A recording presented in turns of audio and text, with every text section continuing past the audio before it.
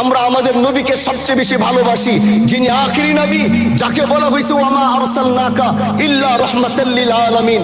আমরা বারবার দেখছি কিছুদিন পর পর কারা যেন কিভাবে এসে আল্লাহ নবীর শানে কটূক্তি করে, নবীকে নিয়ে অশ্লীল ভাষায় গালিগালাজ করে।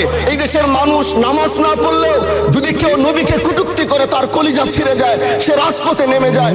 আমি বলবো যারা নবীকে কটূক্তি করে, নবীর নামে গালিগালাজ করে, এদের মৃত্যুদণ্ড এই আইনটাও যেন বাংলাদেশের এই সংসদ থেকে পাশ করা হয়।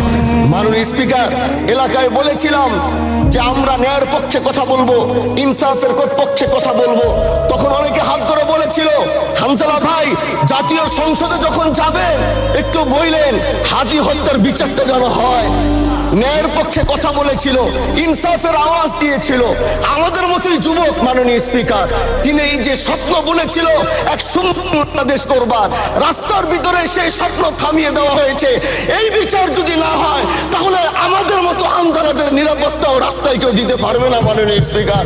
এই জন্য আপনার মাধ্যমে আমি বলতে চাই, হাদি হত্যার বিচার যেন সুনিশ্চিত করা হয়।